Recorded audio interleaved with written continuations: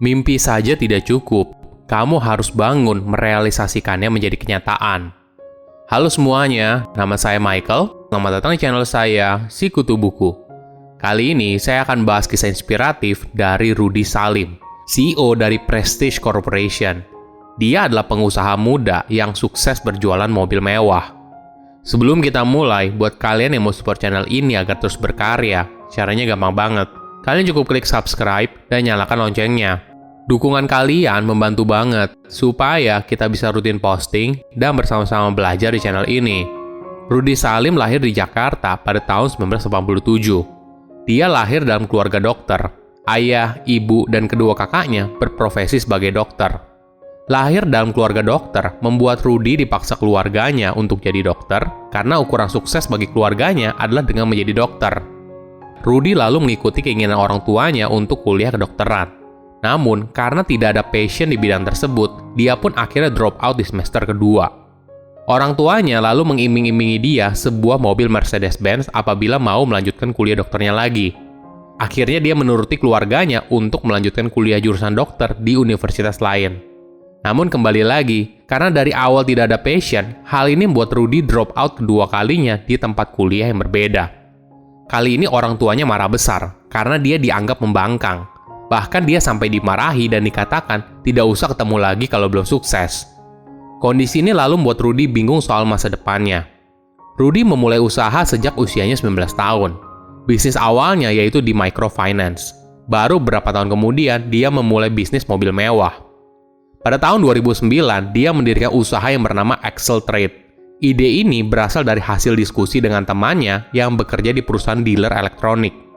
Mereka kemudian mengobrol secara detail soal model bisnisnya, mulai dari simulasi cicilan, hingga berapa besar pinjaman yang bisa diambil oleh setiap orang. Hingga akhirnya, Rudy pun memutuskan untuk memulai. Modal awal dari bisnis microfinance-nya berasal dari hasil penjualan mobil Mercedes-Benz miliknya sebesar 400 juta rupiah. Usaha pertamanya merupakan pembiayaan mikro secara online, karena saat itu, kebanyakan model bisnisnya bergerak secara tradisional. Jadi, model bisnis microfinance zaman dulu modalnya sangat besar, harus punya ruko, dan punya barang untuk dikreditkan. Walaupun begitu, karena sistemnya offline, jangkauannya sangat sedikit, yaitu hanya tersedia bagi orang yang berada di sana. Sedangkan karena dari awal pembiayaan mikronya secara online, maka Rudy bisa menjangkau pasar yang lebih luas. Dia pun menawarkan pinjaman dengan maksimum dana sebesar 5 juta rupiah. Jadi, konsumen banyak memanfaatkan pinjaman ini untuk membeli barang elektronik, seperti handphone, laptop, dan sebagainya. Rudy pun lalu mulai menawarkan usahanya melalui platform forum online bernama Kaskus. Ternyata strateginya tepat. Maklum saja, pada saat itu belum banyak yang memanfaatkan platform online untuk menawarkan pinjaman. Boleh dibilang, apa yang dilakukan oleh Rudy pada masa itu merupakan salah satu pelopor dari bisnis fintech. Kepekaan Rudy dalam berbisnis berbuah manis. Dalam waktu 2 minggu saja, banyak orang sudah mengantri untuk melakukan pinjaman secara online kepada Rudy, dan modal awal hasil jual mobilnya sudah habis. Rudy pun semakin bersemangat dan berusaha mengumpulkan investor untuk investasi di perusahaannya. Dalam waktu 6 bulan, Rudy berhasil menggait 600 pelanggan melalui usaha pembiayaan mikronya. Dia pun sempat viral saat usianya baru 23 tahun, karena bisnisnya mencapai omset miliaran di tahun 2011. Setelah mulai terkumpul modal usaha yang lumayan besar, Rudy pun melirik bisnis selanjutnya, yaitu bisnis mobil mewah. Pada dasarnya, dunia otomotif merupakan passion dia sejak dulu. Bahkan, orang tuanya membujuk dia dengan Mercedes-Benz hingga akhirnya dia mau melanjutkan kuliah kedokteran. Walaupun begitu, bisnis jual beli mobil mewah boleh dibilang cukup beresiko, karena pasar mobil mewah di Indonesia itu sangat terbatas untuk kalangan tertentu. Rudy pun belajar lebih jauh soal mobil mewah, termasuk soal regulasi apa saja yang terkait dengan mobil mewah. Hingga akhirnya dia bisa tahu kenapa harga mobil mewah di Indonesia bisa beda hingga 3 kali lipat dari harga asalnya. Selain itu, ada banyak sekali dokumen, perizinan, dan pajak yang harus diurus sehingga margin keuntungan juga tidak terlalu besar karena harga dasarnya sudah cukup tinggi. Setelah dipelajari soal model bisnisnya, Rudy akhirnya memberanikan diri untuk impor 3 mobil pada tahun 2012.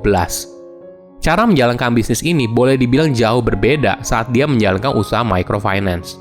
Di microfinance, dia berusaha untuk mendapatkan pelanggan yang jumlahnya relatif banyak. Sedangkan di bisnis mobil mewah, tipe konsumen yang berbeda, maka perlu juga pendekatan yang berbeda.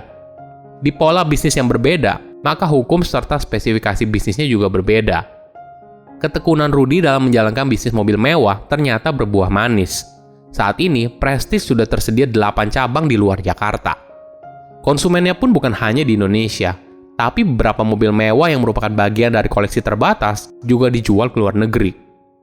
Walaupun kelihatan bisnisnya sukses, Rudy mengaku kalau dia sering mengalami banyak kegagalan. Pada waktu menjalani bisnis pertamanya yaitu microfinance, dia sering mengalami penipuan. Rudy bercerita saat menjalani usaha microfinance, ada sindikat penjahat yang melakukan penipuan dengan menggunakan identitas palsu untuk membeli barang. Kejadian ini membuat Rudy harus terus memperbaiki perusahaannya, mulai dari sistem, sumber daya manusia, dan sebagainya. Di bisnis lain, dia juga sempat mengalami beberapa kali kegagalan. Misalnya, ketika dia bersama Raffi Ahmad membuka usaha rumah produksi. Ada beberapa film yang sukses dan laku di pasaran, namun juga ada yang kurang begitu laku. Bagi Rudy, kita tidak boleh melihat bisnis dari segi lakunya saja, itu bukanlah bisnis. Namun, kalau kita bisa menemukan kesalahan dalam berbisnis, lalu memperbaikinya menjadi lebih baik, maka disitulah kenikmatan dalam berbisnis. Rudy memberikan tips bagi kamu yang ingin mulai berusaha. Rudy mengutip ungkapan dari almarhum Bob Sadino yang menekankan kalau bisnis yang baik adalah bisnis yang dimulai. Jadi, kalau bisnisnya tidak pernah dimulai, kita tidak akan pernah tahu apakah bisnisnya berjalan atau tidak. Dia juga menekankan, kita tidak boleh pernah berhenti bermimpi pada hal yang kita cita-citakan. Tapi mimpi saja tidak cukup. Banyak orang terlalu lelap dengan mimpinya sehingga tidak pernah bangun dari mimpi yang panjang. Kita harus bangkit dari tidur untuk merealisasikan mimpi itu menjadi kenyataan. Rudy pun menekankan soal diversifikasi. Di usianya yang relatif muda yaitu 30 tahunan, Rudy memiliki peluang bisnis yang beraneka ragam, mulai dari microfinance, restoran, makanan ringan, mobil mewah, hingga rumah produksi. Hal ini dia lakukan untuk membagi resiko bisnisnya ke banyak sektor. Karena tentu saja, bisnis itu tidak selamanya naik, pasti ada turunnya. Maka ketika bisnisnya turun, ada bisnis lain yang menopang. Rudy memberikan contoh saat pemerintah meningkatkan tarif pajak untuk mobil mewah. Kebijakan ini berdampak besar bagi bisnisnya. Walaupun begitu, Rudy menekankan kebijakan tersebut juga bertujuan untuk kepentingan masyarakat luas. Banyak orang bermimpi ingin menjadi orang sukses dan kaya raya, tapi tidak banyak yang bangun dari mimpinya dan merealisasikan mimpi menjadi kenyataan. Silahkan komen di kolom komentar, pelajaran apa yang kalian dapat ketika tahu informasi ini. Selain itu, komen juga. Mau tahu informasi apa lagi yang saya review di video berikutnya? Saya undur diri, jangan lupa subscribe channel YouTube Sikutu Buku. Bye-bye.